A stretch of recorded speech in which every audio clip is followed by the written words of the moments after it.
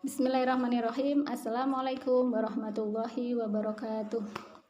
Alhamdulillahilladzi khalaqas samawati wal arda fi sittati ayyamin tsumma stawa 'alal 'arsy yudabbirul amra. Raditu billahi rabba wa bil islami dina wa bi Muhammadin nabiyya wa rasula. Allahumma sholli wa sallim wa barik ala nabiyyina Muhammad wa ala alihi wa ashabihi ajma'in. Qala Allahu ta'ala fil Qur'anil Karim, a'udzu billahi minasyaitonir rajim. Bismillahirrahmanirrahim. Ya ayyuhalladzina amanu taqullaha haqqa tuqatih wa la tamutunna illa wa antum muslimun. Shadaqallahul azim. Alhamdulillah, segala puji bagi Allah Subhanahu wa taala. Bagaimana kabar teman-teman semuanya di hari ini, hari yang ke-24 dari Ramadan 1446 Hijriah. Masya Allah teman-teman, Ramadan semakin mendekati di penghujung akhir, akan meninggalkan kita ya. Ya, di hari-hari menjelang Ramadan, di hari-hari menjelang Lebaran, Hari Raya Idul Fitri, pasti banyak sekali kesibukan yang tiba-tiba muncul seperti itu ya. Persiapan kita untuk menyambut hari raya, atau kemudian persiapan untuk pulang kampung bagi yang ada di kota, atau kemudian kesibukan lain-lainnya kayak gitu. Tapi sesungguhnya teman-teman jangan sampai kita terlena dengan itu semua ya, karena sesungguhnya ada pahala yang luar biasa yang telah disiapkan oleh Allah bagi mereka yang mengisi Ramadan dengan berbagai macam amal soleh dan ibadah kayak gitu. Jadi sesibuk apapun untuk menyambut Lebaran kayak gitu, jangan sampai terlewat dalam sehari apa yang menjadi kewajiban kita kepada Allah, dan juga kemudian baca Al-Qur'annya jangan terlewat kayak gitu ya. Sudah khatam apa belum? Kalau belum ya segera kayak gitu ya, sebelum kita kehilangan Ramadan kayak gitu ya, karena Ramadan itu bulan berlipat-lipat pahala kayak gitu. Jangan sampai membuat kuenya, membuat jajannya menjadikan kita sehari tidak membaca Al-Quran, jadi tidak jenak dalam sholat, tidak jenak dalam berzikir, tidak jenak dalam beribadah. Jangan sampai seperti itu. Harus dibagi timenya, berapa menit untuk sholat misalkan, berapa untuk baca Al-Quran, berapa menit untuk bersih-bersih kayak gitu, atau berapa menit untuk misalkan yang membuat kue, membuat jajan, yang jualan dan sebagainya. Sebenarnya untuk para pedagang nih, larisnya berdagang karena sebenarnya berkah dari Allah kayak gitu di bulan Ramadan ini. Maka kemudian jangan sampai terlena siang berdagang, malam harus beribadah ya. Ya enggak, maksudnya jangan sampai terlena dengan kesibukan itu kayak gitu, karena sebenarnya itu keberkahan dari bulan Ramadan, dimana semua itu hampir dapat berkahnya di bulan Ramadan itu ya. Masya Allah itu ya teman-teman prolog untuk hari ini. Teman-teman rahimakumullah, kisah hari ini adalah kisahnya Qarun kayak gitu ya. Bisa dibuka dalam bukunya Najwa Husain Abdul Aziz dalam halaman 14 kayak gitu. Jadi teman-teman pasti sudah gak asing dengan nama Qarun kayak gitu ya.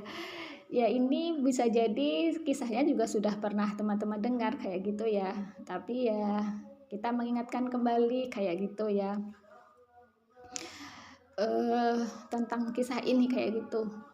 Tentang kisahnya Qarun yang hidup di zamannya Nabi Musa, yang kemudian diabadikan dalam Al-Qur'an. Teman-teman bisa buka dalam Quran surah Al-Qasas. Quran surah Al-Qasas itu nomor surahnya 28, nanti mulai dari ayat 76 ya. Dari ayat 76 sampai 82 itu adalah firman-Nya Allah Subhanahu wa taala terkait dengan Qarun kayak gitu ya. Kita mulai ya teman-teman ya, kisahnya Qarun ini bagaimana kayak gitu. Kenapa kemudian dia sampai kemudian diabadikan dia dalam Al-Quran, apa keistimewaan yang Allah berikan ke dia kayak gitu, dan kenapa kemudian sampai dia berakhir dengan tragis dan dramatis kayak gitu ya akhir kehidupannya kayak gitu. Jadi diriwayatkan bahwasanya Qarun ini adalah sepupu Nabi Musa alaihissalam ya. Jadi Nabi Musa alaihissalam itu masa Fir'aun ya kayak gitu ya. Bahkan dia menjadi salah satu anak yang selamat dari pembunuhan kayak gitu. Karena pada waktu itu Firaun itu lagi genting-gentingnya dia ya, takut kalau ada kemudian lahir anak laki-laki yang akan menghancurkan kekuasaannya kayak gitu. Maka kemudian dalam Quran surah Al-Baqarah ayat 49 itu dia memerintahkan kayak gitu ya, tentaranya untuk kemudian membunuh anak laki-laki kayak gitu dan membiarkan hidup anak perempuan. Dan Nabi Musa alaihissalam ini salah satu anak yang selamat. Dan memang rencana Allah itu luar biasa ya. Berkat sifat apa ya, lembutnya Asiyah istrinya Firaun kayak gitu ya. Maka kemudian Nabi Musa kecil kayak gitu ya, itu malah diambil oleh Asiyah untuk kemudian dirawat kayak gitu ya. Karena cintanya Firaun kepada Asiyah kayak gitu ya, maka dipenuhi keinginan dia kayak gitu ya. Nggak kemudian Nabi Musa itu tumbuh di lingkungannya Firaun sendiri ya kayak gitu ya. Yaitu memang rencana Allah itu begitu ya, maha kuasanya Allah Subhanahu wa taala ya. Yang ditakut-takutkan itu malah ya di dalam lingkungan hidup dia, di lingkungan dia sendiri kayak gitu ya. Ya itu yang kemudian kisahnya Asiyah itu kan beriman kayak gitu ya. Terus kemudian itu dalam Quran surah At-Tahrim ya ayat 11 itu kan di situ Asiyah itu mohon kepada Allah untuk kemudian dibangunkan di rumah di surga dan diselamatkan dari kejahatan Firaun seperti itu ya. Kalau saya pernah dengar cerita itu ya, pernah dengar cerita ini teman-teman ya. Asiyah ini istrinya Firaun, tapi Firaun itu nggak bisa menyentuh istrinya gitu loh. Jadi sampai wafatnya Asiyah itu dia tidak pernah menggauli Asiyah kayak gitu. Oh alam terkait dengan kisah itu yang saya benar saya pernah dengar begitu gitu ya. Jadi ya itu ya.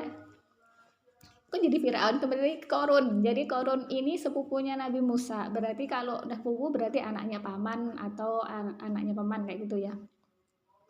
Atau anaknya saudaranya bapak dari pihak bapak. Ingat saya dalam tafsir Ibnu Katsir itu diriwayatkan oleh Ibnu Abbas bahwasanya sepupu di sini ada sepupu dari pihak bapak kayak gitu. Jadi anaknya saudaranya bapak kayak gitu. Anaknya saudaranya bapaknya Nabi Musa kayak gitu ya, sepupu kayak itu. Nah, Korun ini dia seorang pedagang, bisnismen kayak gitu kalau sekarang itu ya. Maka berkat karunia Allah Subhanahu wa taala ia mampu mengumpulkan harta yang banyak dari hasil perniagaannya itu.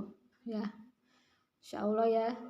Akan tetapi setelah mendapatkan kekayaan ia menjadi durhaka, takabur atau menyombongkan diri dan zolim kayak gitu. Zolim kepada manusia yang lainnya atas kekayaan dia itu kayak gitu.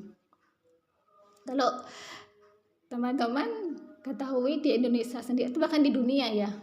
Ya, kebanyakan mereka yang berharta banyak itu yang kalangan bisnismen ya, para pemilik perusahaan-perusahaan kayak gitu ya.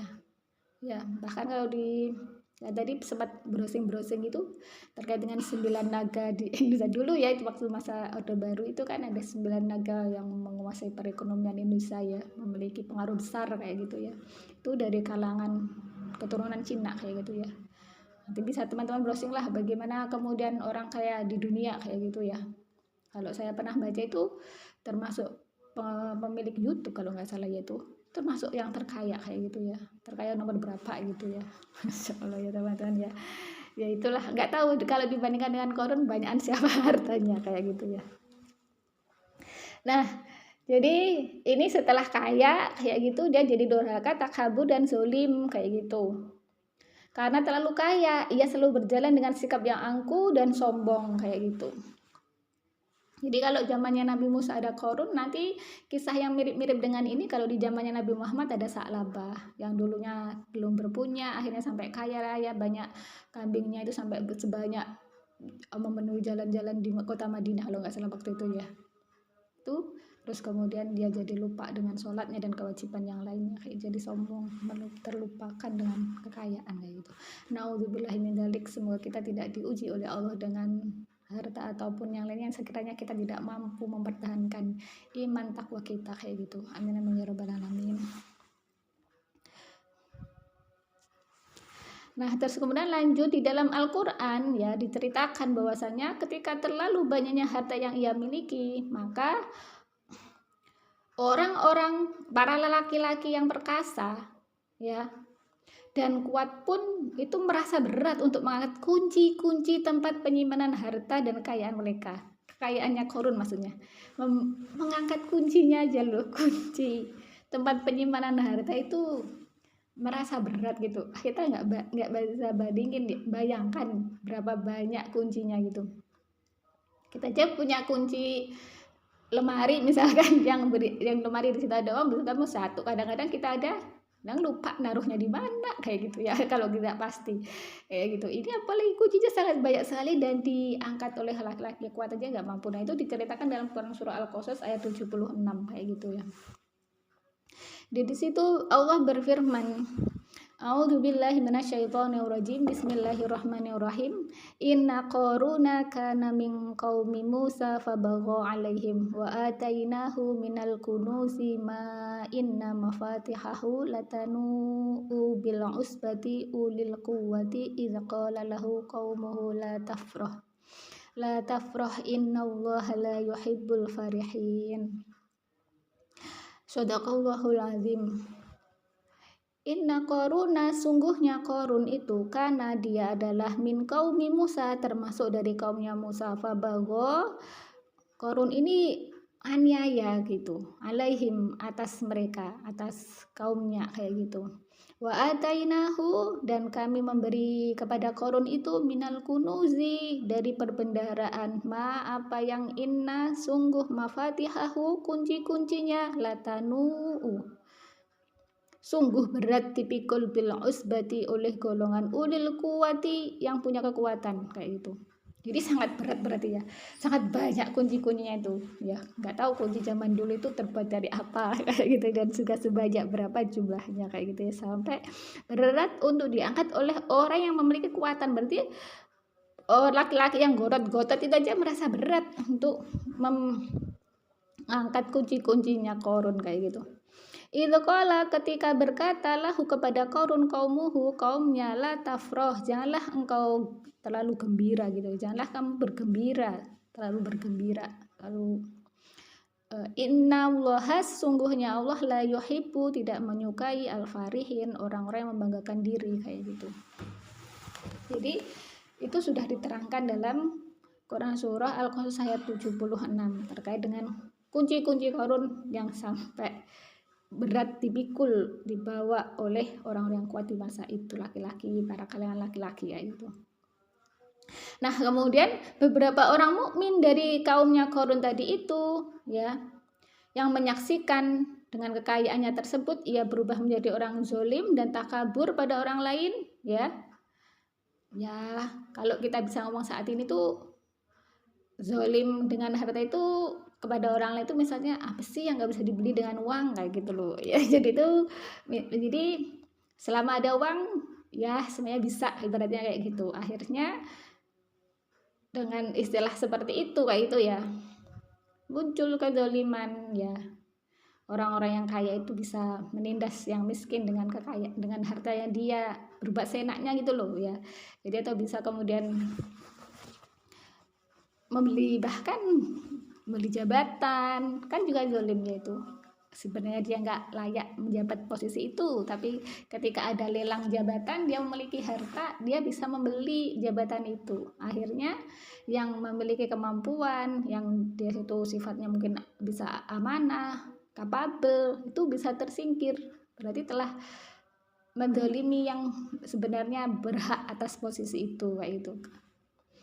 Atau kemudian ya biasalah teman-teman juga bisa melihat ya ketika fakta-fakta di masyarakat ya gitu ya, orang-orang yang menggunakan hartanya itu untuk kemudian menyepelekan, meremehkan, itu kan juga bentuk zalim. Ada yang lainnya kayak gitu, dengan ya berlabel lo punya uang kayak gitu ya, mau apa kau kayak gitu kayak gitu. Nah ini Qarun juga begitu gitu loh, setelah kaya kayak gitu. Nah kemudian orang-orang mukmin yang berilmu itu menasihati dia, Janganlah kamu merasa sombong dengan karunia yang diberikan Allah Subhanahu wa taala kepadamu. Jangan pula kamu bersikap zolim kepada orang lain. Bersyukurlah kepada Allah karena Dia telah melebihkanmu dari orang lain, kayak gitu. Jadi memang Allah melebihkan Korun dalam hal harta kayak gitu ya. Tapi kemudian Korun ini lupa kayak gitu ya. Siapa pemberi kekayaan tadi itu kayak gitu, dan harus bagaimana memanfaatkan harta itu. Maka kemudian Korun itu mendengar nasihat si orang-orang beriman tadi itu. Apa jawabnya dia? Sesungguhnya kekayaan ini adalah milikku, bukan milik Allah. Kalau bukan karena hasil kerja kerasku, pasti aku tidak akan bisa mengumpulkan semua harta dan kekayaanku ini. Ya Allah. Jadi Korun lupa kalau dia itu bisa bernafas itu loh karena Allah. Dia bisa bergerak itu karena ada ruh dalam tubuhnya yang itu bukan dari dia yang mendatangkan. Bisa-bisanya dia berkata, harta ini bukan milik Allah. Padahal dia loh nggak bisa mendatangkan ruh. Coba kalau ruhnya tadi itu hilang, dia nggak bisa mencari harta. Gimana? Wong jasadnya nggak bergerak, nggak bisa bergerak kan. Yaitu ya lupa kayak gitu Korun. Mungkin jarang melihat orang wafat ya. Jadi mendengar berita orang wafat, melihat orang wafat itu mengingatkan kita teman-teman. Kalau semuanya itu fana kayak gitu loh. Jadi sering pokoknya mendengar berita orang wafat, ada bencana atau apa itu mengingatkan kita, oh iya ya, kita tuh nggak apa-apa kayak itu. Jadi kalau kita punya apa itu ya ingat, fana kayak gitu. Jadi nggak sampai berkata seperti yang dikatakan Korun ini kayak gitu. Ya Allah, itu kalau Allah dengar itu mungkin gitu ya. Coba kalau misalkan teman kita kita sebagai orang yang ngasih sesuatu kayak gitu, anak kita misalkan, kalau yang sudah punya anak kayak gitu ya, kalau saya kan belum ya teman-teman, mereka aja belum. Terus kemudian yang mungkin teman-teman yang sudah punya keturunan kemudian dikasih uang, terus anaknya ngomong ke orang, ini bukan dari ibuku, bukan dari bapakku, gimana perasaan teman-teman kayak gitu, kayak gitu pasti kan juga ada rasa jengkel kayak gitu ya. Tapi Allah nggak begitu ya. Allah masih beri kesempatan dulu nih pada Korun. Terus kemudian setelah itu orang-orang mukmin terus kembali berkata, wahai Korun, sesungguhnya semua kekayaan yang kamu miliki adalah milik Allah. Mengapa kamu tidak mau mendekat kepada Allah dan melakukan perbuatan yang baik, sehingga kamu akan mendapatkan pahala baik di dunia maupun di akhirat. Ambillah bagianmu dari kehidupan dunia yang berupa makanan, pakaian, dan tempat tinggal, serta keluarkanlah dari hartamu semua hak orang lain, kayak gitu. Nah, nasihat berikutnya dari kaum mukminin ini, orang-orang berilmu ini diterangkan dalam Quran surah Al-Qasas ayat 77. Di situ Allah berfirman, wa batagi a'udzubillahi minasyaitonirrajim, bismillahirrahmanirrahim. Wa batagi fima atakallahu daral akhirata wa la tansa nasibaka minad dunya wa ahsin kama ahsanallahu ilaika wa la tabghil fasada fil ard innallaha la yuhibbul mufsidin. Shadaqallahul azim. Wa batagi, dan carilah fima, pada apa-apa, atakallah, yang Allah berikan kepadamu, darul akhirata, kampung akhirat, wala tangsa, dan janganlah engkau lupa, nasibaka, bagianmu minad dunya, dari dunia, wa ahsin, dan berbuat baiklah, kama sebagaimana ahsanallah, Allah berbuat baik ilaik kepadamu, wala tabagi, dan janganlah kamu berbuat fasad, kerusakan, fil ardi, bumi, innallaha, sungguhnya Allah la yuhibbul mufsidin, tidak menyukai orang yang berbuat kerusakan ya.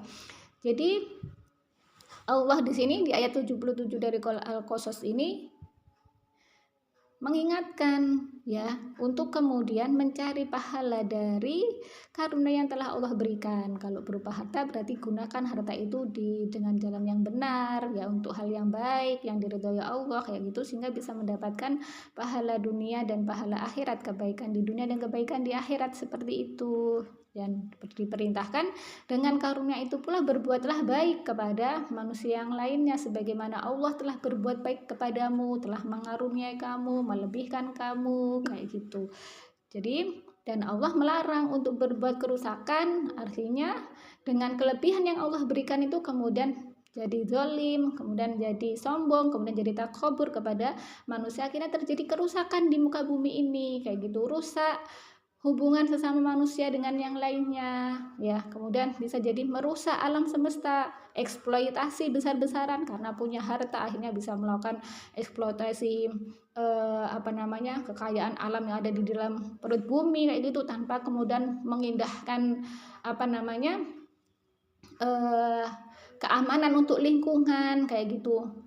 Kan sekarang banyak sekali ya teman-teman kerusakan alam itu karena eksploitasi, bisa jadi badang tambang kayak gitu ya. Kapan hari itu saya lihat di televisi itu ya, agak waktu yang lama dulu kayak gitu ya, di wilayah Kalimantan atau Sulawesi pada waktu itu. Di sana kan masih hutannya subur, terus kemudian ditemukan tambang apa gitu, kemudian jadi sungainya masyarakat itu keruh, danau apa itu jadi keruh, jadi masyarakat pedesaan, orang desa itu jadi sulit, kalau cari ikannya jadi sulit muncul kayak gitu, banyak yang mati kayak gitu karena kerusakan alam, karena eksploitasi yang tidak mengindahkan keamanan lingkungan kayak gitu. Nah, jadi ya itu mungkin dilebarkan sedikit teman-teman. Kita balik lagi ke kisahnya Qarun. Nah, terus kemudian dan penuh kesombongan dan keangkuhan ia menjawab perkataan mereka. Sungguhnya semua kekayaan ini adalah milikku sendiri. Semua kekayaan yang aku miliki aku kumpulkan dengan kerja kerasku dan kepintaranku sendiri. Ya Allah, Qarun sampai berkata begini loh, ya Allah, jadi sangat lupa sekali kayak gitu ya, dia itu lupa.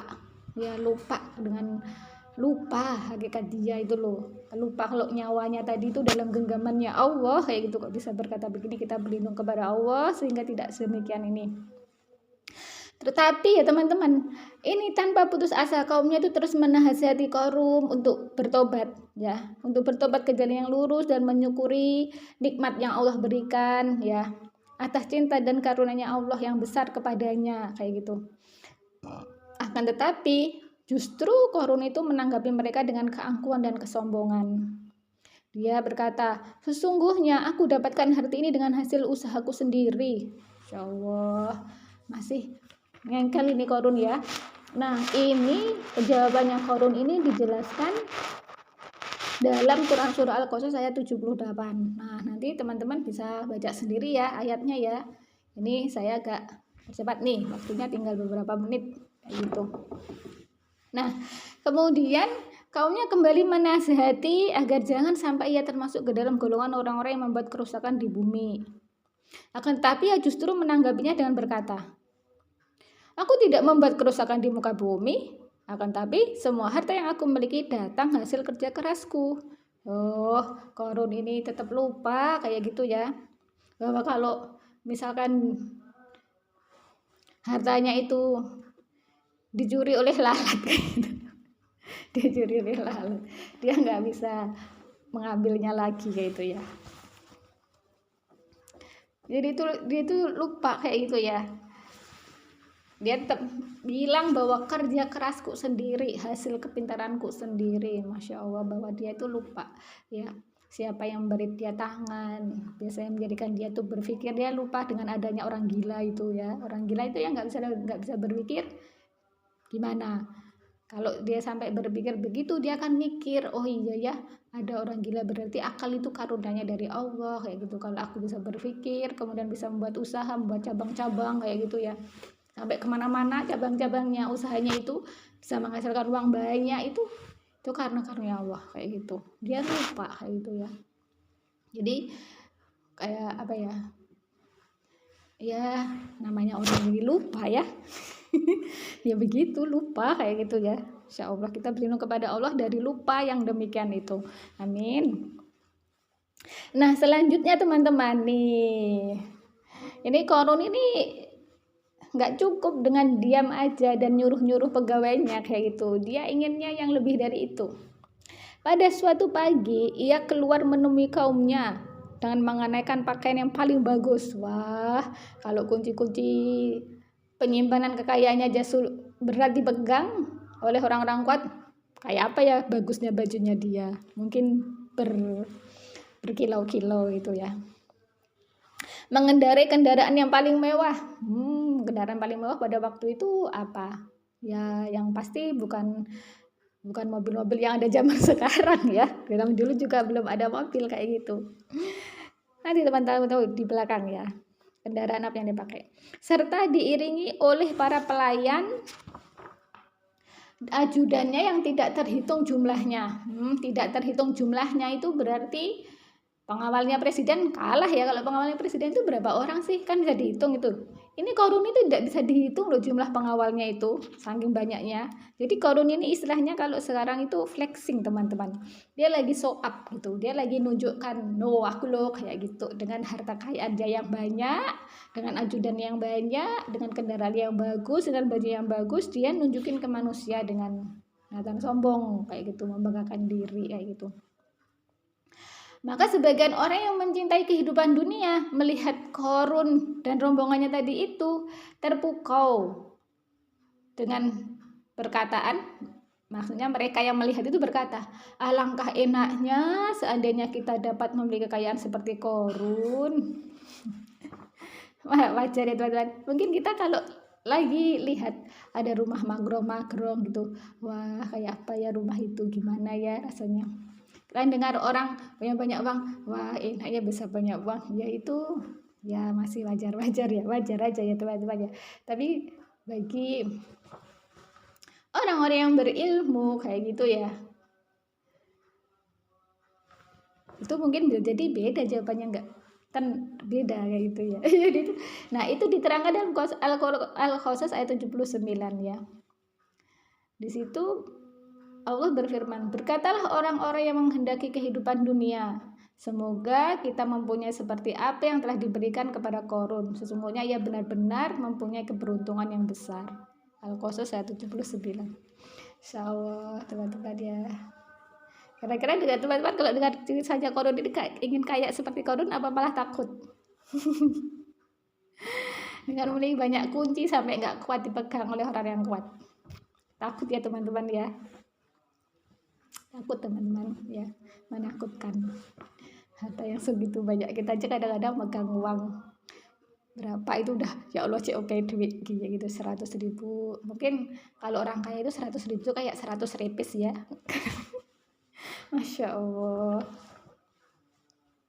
Mereka berharap agar mereka memiliki kekayaan seperti yang dimiliki oleh Korun kayak gitu. Akan tetapi orang-orang yang mukmin, yang beriman, yang soleh, yang berilmu, mereka berkata, mengapa kalian berkata seperti itu? Sesungguhnya kekayaan yang dimiliki Korun adalah salah satu benda dan perhiasan dunia yang cepat lenyap. Sedangkan yang paling baik adalah balasan yang diberikan oleh Allah di akhirat untuk para hambanya yang soleh. Sesungguhnya yang ada di surga adalah kenikmatan yang tidak pernah dilihat oleh mata, tidak pernah didengar oleh telinga, dan juga tidak pernah terbetik dalam hati manusia. Mereka itulah para penghuni surga sebagaimana disebutkan dalam Al-Quran, yang artinya seorang pun tidak mengetahui apa yang disembunyikan untuk mereka, yaitu bermacam-macam nikmat yang menyedapkan pandangan mata sebagai balasan terhadap apa yang telah mereka kerjakan. Quran Surah As-Sajdah ayat 17. Nah, itu nasihat orang-orang yang berilmu, yang soleh, yang beriman, diingatkan. Janganlah kamu itu milik seperti yang diberikan Korun. Sungguhnya harta kekayaan miliknya Korun itu adalah perhiasan dunia yang cepat lenyap kayak gitu. Ya tadi itu teman-teman, fana kayak gitu ya.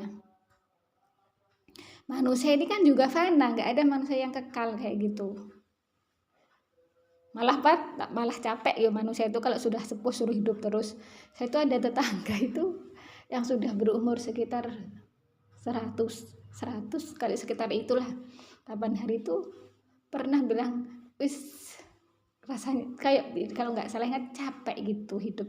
Kayak sudah merasa lama hidup kayak gitu, sudah siap kayak gitu kalau diambil kayak gitu, maksudnya itu sudah merasa capek lama hidup kayak gitu loh manusia itu kalau diberi umur panjang, karena sudah ringkih dan sebagainya, akhirnya menunggu ajal, kok tidak segera datang ajal ya kayak gitu ya. Kalau Allah belum berkehendak ya tapi hidup Ya itu manusia aja hidup lama-lama capek ya, pengen dan kembali kepada Allah kayak gitu. Demikian pula dengan harta dan dunia ini kayak itu, anak semuanya kan ada kiamat kayak gitu. Itu artinya dunia itu pasti ada akhirnya kayak gitu.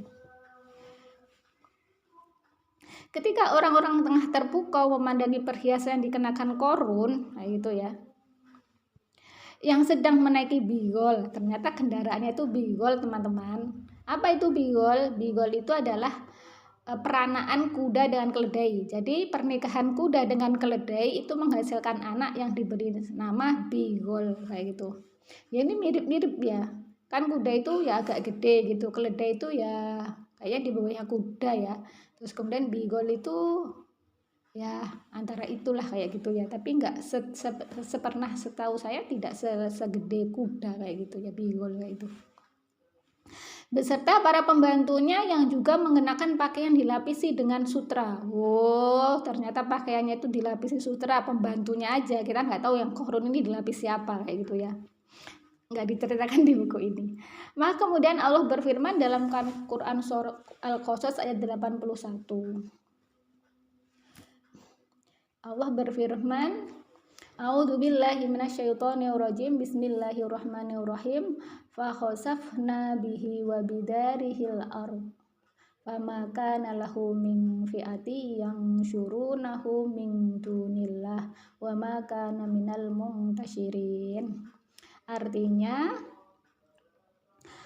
maka kami benamkan dia korun bersama rumahnya ke dalam bumi, maka tidak ada baginya satu golongan pun yang akan menolongnya selain Allah, dan dia tidak termasuk orang-orang yang dapat membela diri. Inna lillahi wa inna ilaihi roji'un. Teman-teman, korun wafat. Allah benamkan dia ya bersama dengan rumahnya ke dalam bumi saat dia lagi flexing. Jadi dilihat orang banyak peristiwa itu teman-teman ya. Ditelan bumi, setelah itu bumi kembali menyatu rata, seakan-akan korun tidak pernah ada di dunia ini.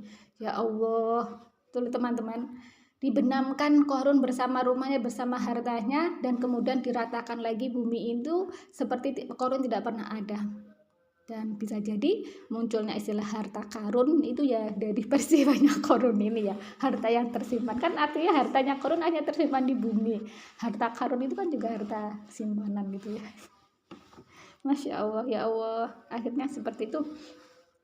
Peristiwa itu terjadi di hadapan pandangan orang-orang yang tengah berharap agar mereka bisa menjadi seperti korun yang tengah berjalan dengan mengenakan perhiasan yang sangat indah dan mahal. Ya Allah, setelah itu apa yang dikatakan oleh mereka yang menyaksikan? Mereka berkata, sesungguhnya Allah melapangkan rezeki bagi siapa yang Dia kehendaki. Kalaulah bukan karena kelembutan dan kebaikan Allah kepada kita, pasti kita juga akan ditelan oleh bumi sebagaimana yang terjadi pada Korun. Karena kita pernah berharap untuk menjadi seperti Dia.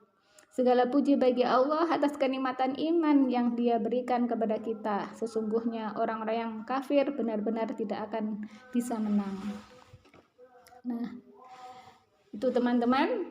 Jadi nanti selengkapnya teman-teman bisa buka kisahnya Korun ini dalam Quran surah Al-Qasas mulai dari ayat 76 sampai 82, dan itulah akhir dari kisah Korun yang berakhir dengan saya katakan di depan tadi itu tragis dan juga dramatis karena menjadi sebuah cerita hingga sampai sekarang, dan itu diabadikan di dalam Al-Qur'anul Karim kayak gitu. Dan kita berlindung kepada Allah Subhanahu wa taala dari ujian berupa harta yang kita tidak mampu mempertahankan iman dan takwa kita dalam mengelolanya kayak gitu. Amin amin ya rabbal alamin. Kebaikan yang bisa dipetik dari kisah ini, yaitu kisahnya Korun, adalah satu ya, bahwasanya kita harus ingat rezeki itu dari Allah ya. Kalaupun kita itu yang bekerja ya, kita itu sebenarnya bekerja hanya mencari ya di mana letak rezeki yang Allah tetapkan kayak gitu. Jadi Allah dalam Quran surah Al-Hud itu sudah berfirman, A'udzubillahi minasyaitonirrajim. Bismillahirrahmanirrahim. Wa ma min dabatin fil ardi illa 'alallahi rizquha wa ya'lamu mustaqarraha wa mustawda'aha. Kullun fi kitabim mubin. Shadaqallahul azim. Artinya, dan tidak ada satu pun makhluk bergerak min dabatin fil ardi di bumi illa kecuali Allahi atas Allah rizquha, rizkinya, ya. Jadi semuanya telah Allah jamin rizkinya oleh Allah. Dia Allah mengetahui tempat kediamannya dan tempat penyimpanannya. Semua telah tertulis dalam kitab yang nyata, yaitu Laul Mahfudz. Seperti itu teman-teman. Jadi kita kalau dapat rezeki langsung bersyukur, alhamdulillahirobbilalamin. Nanti setan lenyap kayak gitu. Ketika kita langsung bilang alhamdulillah gitu. Karena setan itu paling nggak suka kalau ada hamba yang bersyukur. Kenapa? Ketika hamba itu bersyukur berarti dia ingat sama Allahnya, dia menyadari bahwa rezeki itu dari Allah itu. Dan kalau tidak ingat sama Allah, setan suka, karena setan itu takabur, sombong kayak gitu. Berarti dia jadi temannya setan kayak gitu ya. Jadi yang harus diingat itu teman-teman. Ketika dapat rezeki langsung ucapkan alhamdulillahirobbilalamin, ini dari Allah kayak gitu. Ini titipan dari Allah.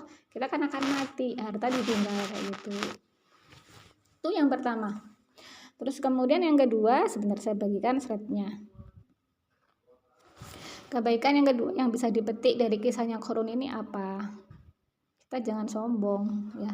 Jangan takabur di muka bumi ini ya. Jadi dalam Quran surah Luqman ayat 18, jadi ini pesannya Luqman kepada anaknya teman-teman ya. Jadi Luqman itu menasihati anaknya, dan ini nasihat ini bagi kita karena telah difirmankan oleh Allah Subhanahu wa taala dalam Al-Qur'an ya. Allah berfirman, a'udzubillahi minasyaitonirrajim. Bismillahirrahmanirrahim. Wala tusa'ir khaddaka lin-nasi wala tamshi fil ardi maraha. Innallaha la yuhibbu kulla mukhtalin fakhur. Shadaqallahul azim. Wala tusa'ir, ya, janganlah kamu tuh memalingkan khaddaka, wajahmu, linnasi, ya, wajah, janganlah kalian memalingkan wajah linnasi kepada manusia ya, hanya dengan sombong gitu ya. Entah karena dia merasa lebih kaya sedangkan yang di depannya itu miskin, kemudian langsung melengos, atau kemudian yang di depannya itu punya kelebihan yang lain atau mungkin melengosnya itu karena ada problem di antara dua orang yang bertatapan itu atau apa. Yang jelas janganlah kalian memalingkan wajah dari manusia karena sombong kayak gitu ya. Jadi yang ya sombong itu sebenarnya bisa jadi yang dari kalangan orang miskin pun juga bisa sombong loh teman-teman ya. Jangan dikira yang sombong itu selalu orang yang kaya-kaya. Jadi yang miskin itu juga bisa sombong kayak gitu ya. Jadi sama-sama ini nasihatnya Allah tuh. Dan janganlah kamu malingkan wajah dari manusia karena sombong kayak gitu ya. Wala tamsi fil ardi maroha, dan janganlah kalian tuh tamsi berjalan fil ardi di bumi maroha dalam kondisi angkuh ya kayak itu ya, dengan angkuh kayak itu. Innallaha, sungguhnya Allah, la yuhibbu, tidak menyukai, kulla, setiap, mukhtalin fakhur, orang-orang yang sombong dan fakhur, membanggakan diri kayak gitu. Jadi itu pesan yang kebaikan kedua yang bisa kita petik dari kisahnya Qarun ya. Qarun di akhiri hidupnya oleh Allah dalam kondisi demikian itu karena dia itu sombong dengan harta kelebihan yang Allah berikan kayak gitu. Terus kemudian yang ketiga apa teman-teman? Yang ketiga, jangan iri, jangan dengki. Tadi kan ketika Qarun itu show up hartanya, banyak orang yang iri meri pengen seperti itu kayak gitu ya. Beda ya teman. Iri yang dengan hasad. Kalau hasad itu menginginkan hilangnya kenikmatan yang dimiliki oleh orang lain. Bahaya itu teman-teman ya. Makanya kita dalam Quran surah Falaq ayat 5 itu kan kita berlindung kepada Allah. Wa min syarri hasidin idza hasada, itu. Kita berlindung kepada Allah dari orang-orang yang hasad, karena hasadnya kayak gitu. Itu kalau orang hasad itu bisa berbuat jahat sejahat-jahatnya bisa loh ya. Karena dia memiliki hajat untuk menghilangkan kenikmatan pada orang lain kayak gitu. Makanya sampai ada ayat Al-Falaq ayat 5 itu bunyinya begitu itu. Cuma milik aja, milik tapi jangan sampai iri tapi tidak sampai hasad, milik sampai saja tuh cuma ya habis itu selesai gitu aja kan, maksudnya rezeki itu Allah jamin masing-masingnya kayak gitu. Jadi ya tadi itu ingat ya ada pahala yang lebih baik dari itu semuanya. Allah mengenik-ngenik sesuai dengan kebutuhan kita, yang penting bersyukur kayak gitu ya. Punya banyak harta juga akan dihisap kayak itu, sedikit harta juga dihisap ya. Jadi Allah tuh sudah maha tahu kayak gitu ya, sudah. Yang penting kita itu bersyukur, berterima kasih kepada Allah kayak gitu, berusaha kayak gitu ya, itu yang akan dihisap oleh Allah Subhanahu wa taala nanti kayak gitu. Nah, itu teman-teman kebaikan yang bisa kita petik dari kisahnya Qarun ya, semoga menjadi ilmu yang bermanfaat. Amin amin ya rabbal alamin. Dan akhirnya mari kita akhiri dengan baca istighfar 3 kali dan doa kafaratul majelis. Astagfirullahaladzim, astagfirullahaladzim, astagfirullahaladzim. Subhanakallahumma wa bihamdika asyhadu an la ilaha illa anta astaghfiruka wa atubu ilaik. Al-haqqu min rabbika fala takunanna minal mumtarin. Sungguhnya kebenaran itu datangnya dari Allah, dan kalau ada salah kelirunya itu semata-mata kelemahan saya pribadi, mohon dimaafkan. Dan saya akhiri, wassalamualaikum warahmatullahi wabarakatuh.